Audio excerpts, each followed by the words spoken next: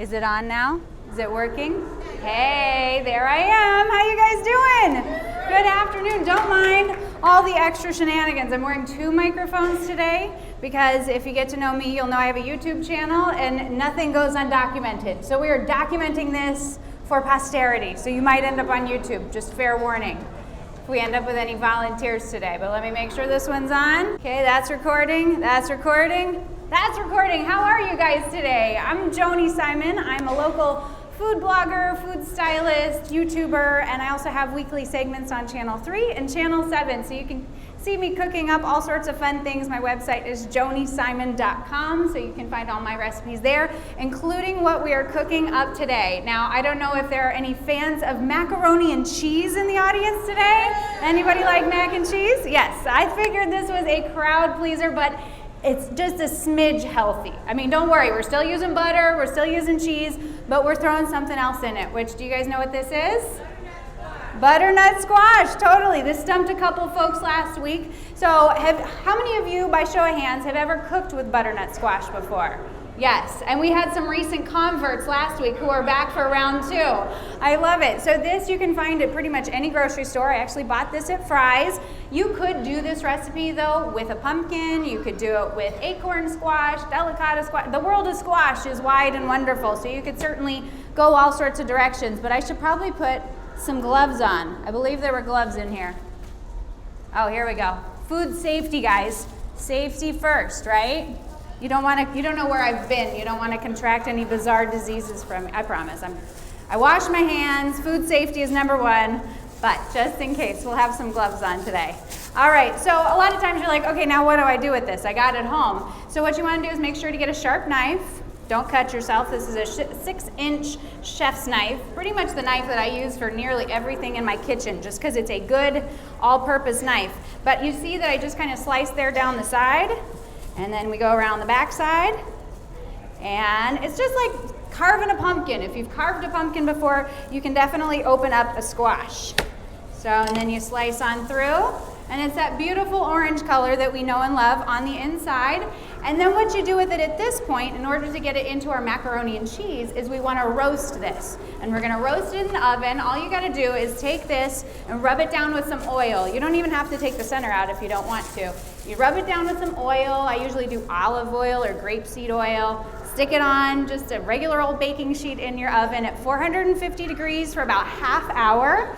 And after a half hour, you'll end up with something kind of like this. You see that? So that's been roasted for about a half hour, and I did leave the seeds in it. It's sort of an experiment, because previously what I've always done is kind of scoop those seeds out like we do with a pumpkin, but this time I'm like, you know what, let's just see what happens. And actually, it's a little bit easier. So what I can do is just scoop that insides out, because we don't need it. It doesn't look cute, first of all, but those seeds don't taste very good. But that just comes right out, super easy. And at this point, this is all really nice and tender.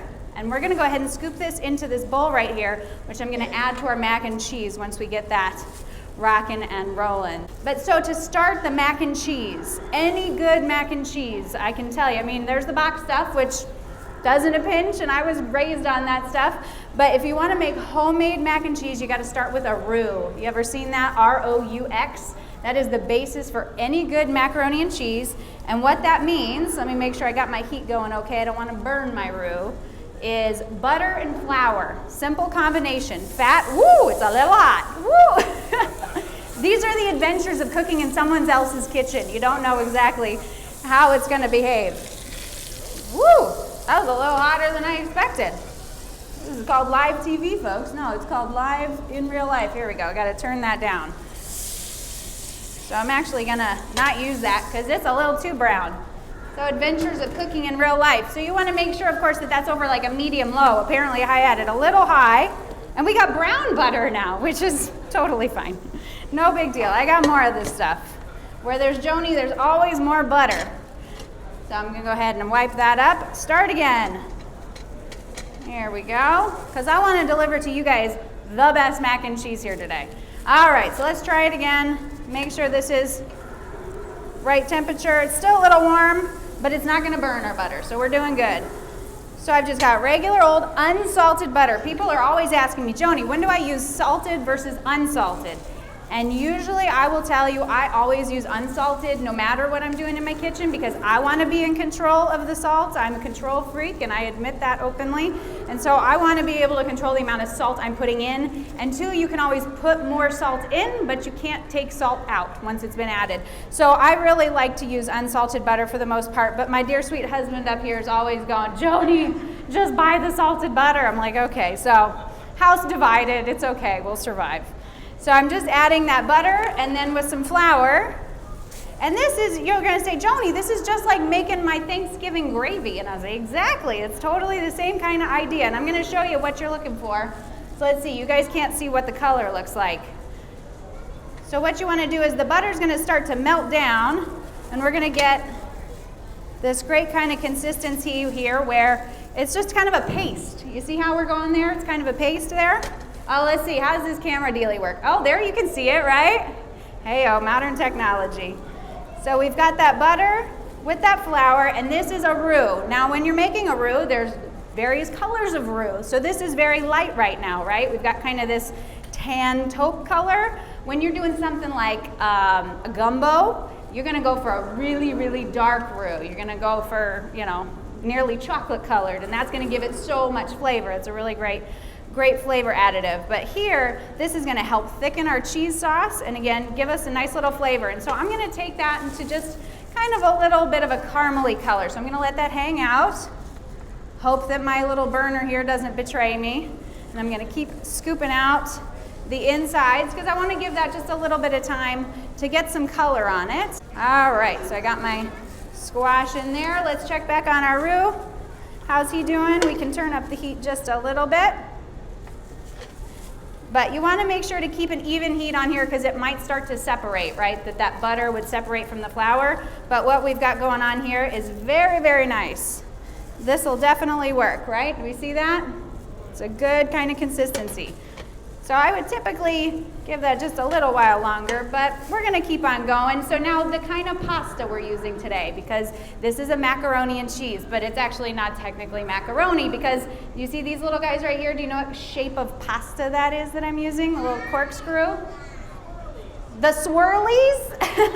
It's rotini. We all say it together, rotini.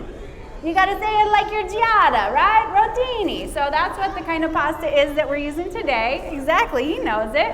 So I use this pasta in my mac and cheese because it does a really great job. There is so much more surface area on there. You see that? There's so much surface to a rotini pasta as opposed to just a tube of macaroni. So we can really coat the whole thing with a bunch of cheese. So it's extra cheesy. And I just like the texture of it. So I just prepared this according to the package directions. Nothing fancy or crazy.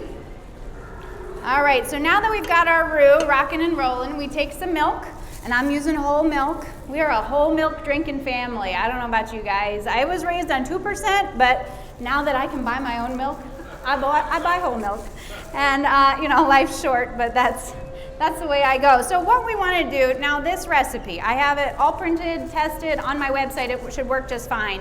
But I am personally not a recipe follower. I'm a recipe maker, and then I go do my own thing because I really want to let the recipe talk to me. You know, anybody out there got a grandma who can cook like nobody's business? Yes, and you know how grandma cooks. Grandma doesn't use a recipe. Grandma's a little pinch of this, a little pinch of that, and she knows what it's supposed to look like. So that's how we're treating this mac and cheese today. I know what it's supposed to look like. I'm gonna look for the right texture, right consistency. So I'm gonna add that milk to that roux. And this is just gonna give us a nice little bit of moisture, a little bit extra fat. Gonna turn up the heat here on this. And we're just building up all the components to make our cheese sauce. So while that hangs out, I'm gonna add in some spices, some extra flavor, because we're gonna have the cheese, of course, we're gonna have the macaroni and the butternut squash, but I want some things to really elevate those flavors and make it pop. So I've just got some garlic salt here. Actually, this is granulated garlic. This is what happens when you pack your bag late at night and aren't paying attention. But granulated garlic will work just fine. And then I've also got some nutmeg. And nutmeg is, again, one of these ingredients that it's like, what's that little extra flavor? You have something that somebody makes, you go, oh, wow, that really pops. I'm gonna bet you it's probably nutmeg. It's like a secret ingredient to a lot of family recipes. So I'm gonna add a little nutmeg. It's got a little bit of sweetness, a little bit of aromatic, just a little bit of nuttiness. I'm gonna add cinnamon. Now we don't wanna go overboard, right? We want it to have a little flavor of cinnamon, a little sweetness, but we don't wanna go, wow, those are cinnamon rolls, right? We want just a little bit. So probably about 1/8 of a teaspoon, 1/4 of a teaspoon, somewhere in that neck of the woods.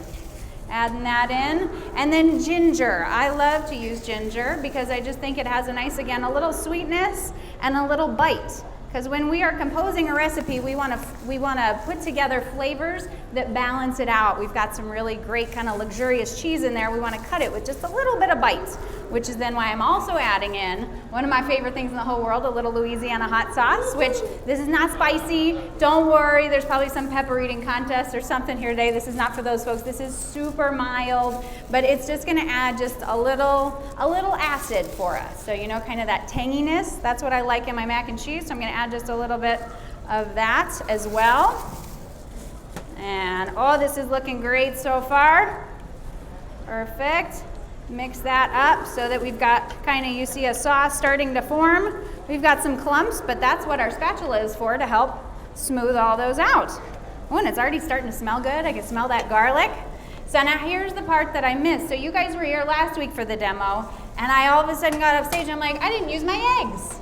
I forgot the eggs. So the eggs are not a necessary component, but a helpful component to add to the creaminess. Because I don't want a mac and cheese that's not creamy. I don't know about you, right?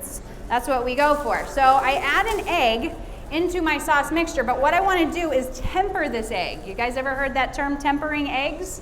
So what we want to do is, if I just threw this straight into here right now, we'd end up with scrambled eggs, which wouldn't make a very good texture. But what I want to do is just take a little bit of that sauce that I've got in here and add that to my eggs, and then start mixing those up so that the eggs are starting to get acquainted with the heat, so that they're slowly but surely getting ready to go into the mixture as opposed to scrambling them. But they're going to make a nice smooth sauce for us. So I'm going to add a little bit more in there. And my sauce is getting pretty thick, so this is where we pull out the grandma skills and say, okay, we probably need to add some more milk at this point.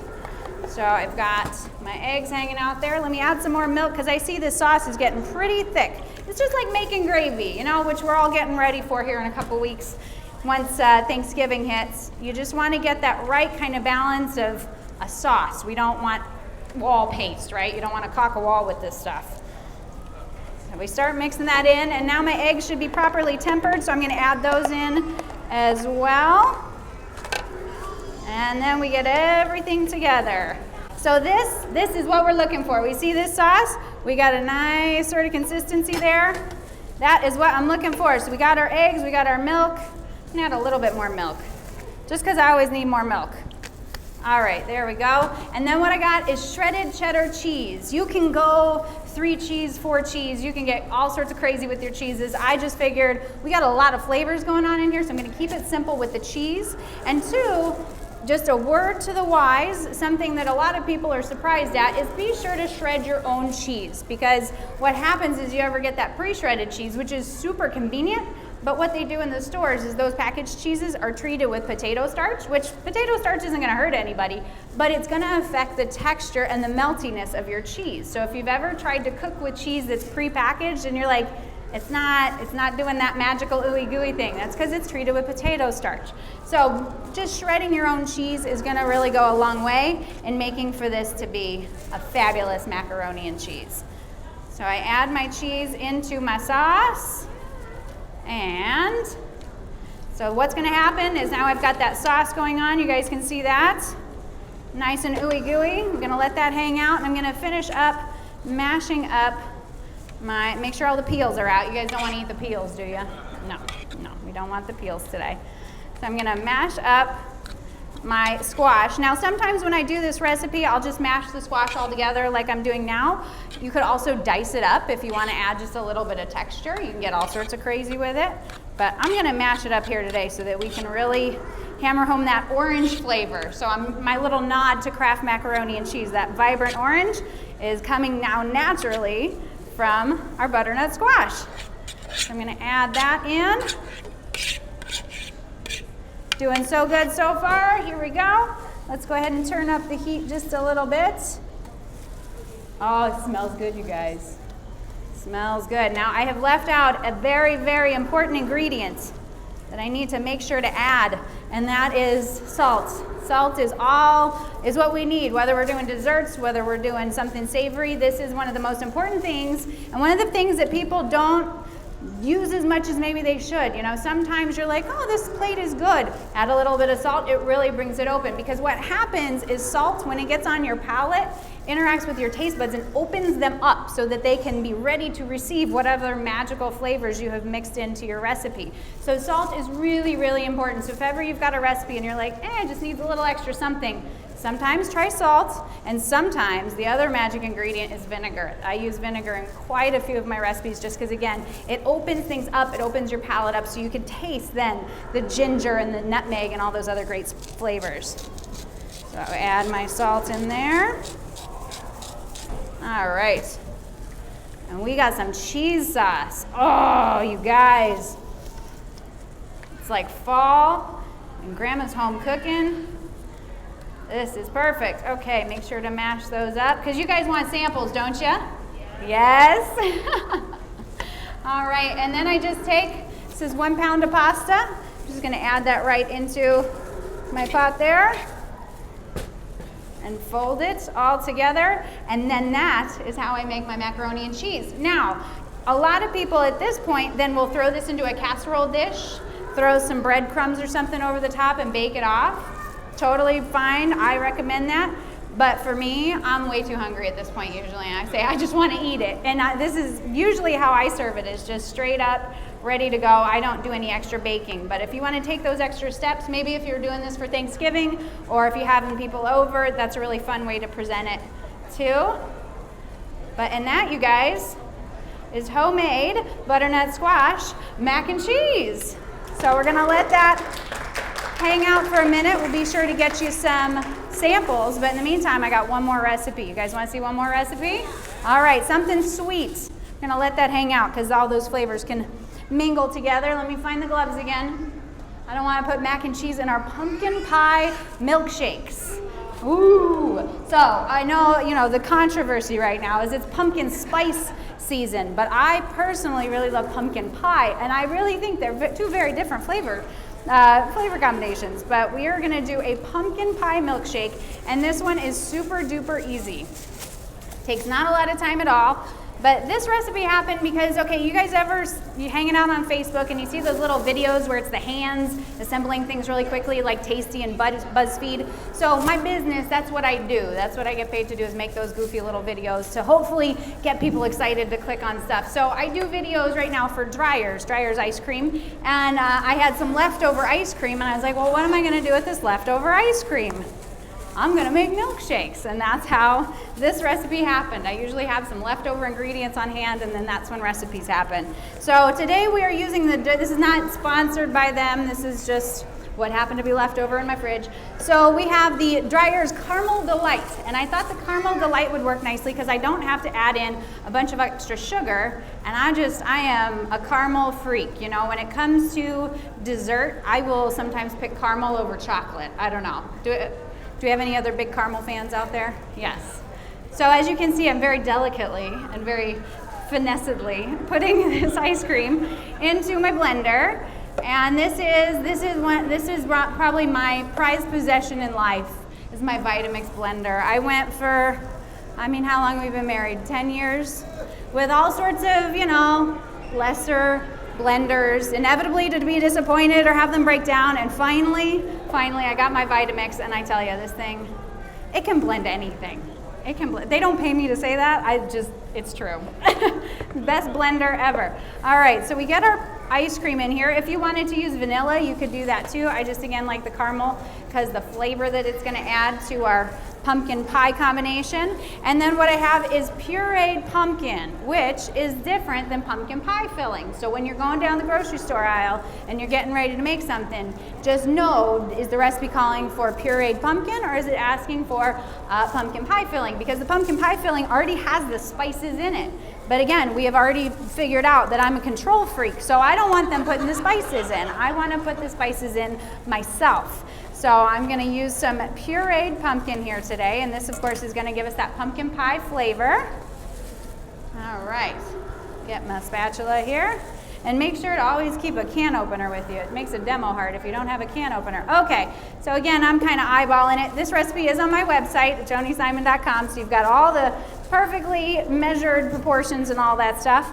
And then I'm gonna throw some more spices back into this one, very similar to our mac and cheese. So I have got some more ginger here. I love ginger. And then we're gonna borrow, where'd we go? Okay, we got some cloves. Cloves are gonna add sort of that other element to our flavors that we're looking for from the pumpkin spice. And then the cinnamon, where'd you go? Okay, right here. Got a little nutmeg. There we go. I always thought nutmeg would be a good name for a dog. If we get a dog, we should name it Nutmeg. All right, and we got some cinnamon here. And feel free to go a little liberal with the cinnamon because cinnamon is, of course, the important flavor when it comes to doing pumpkin pie. And then, oh, that's a heavy whipping cream. We want the milk first. All right. And now some people, this is again a very controversial subject, is how thick you like your milkshake, right? Some people want it like Frosty style, where you're like, you know, getting almost a headache from trying to get it through the straw. And then some people really like it kind of smooth and watery. So really, this is where then you decide how much milk you want to put in, is how thick you're going to get it. Also depends on how powerful your blender is. So that'll kind of dictate how far you can go. Okay, we put the lid on it. See if we've got power. Uh-oh, we don't have power, I don't think. The little lights. Oh, the little lights are on. Ready, set, blend. Blend, baby, blend. So this is where we're like, okay, we need some more milk. Ooh, maybe not.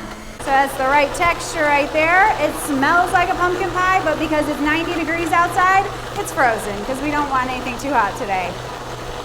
So there's the milkshake.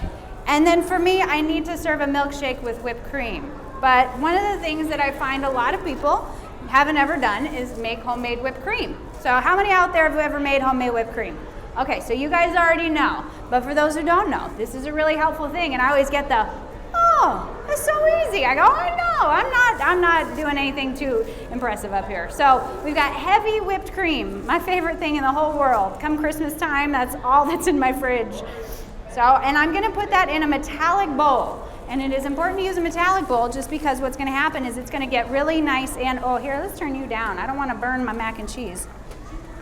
There we go. The food's talking to me over here. Okay, so I've got it in a metallic bowl, which what's gonna happen is when I start to use my whisk, it's gonna get really, really cold. And that is important so that then it can make that cream stiffen up.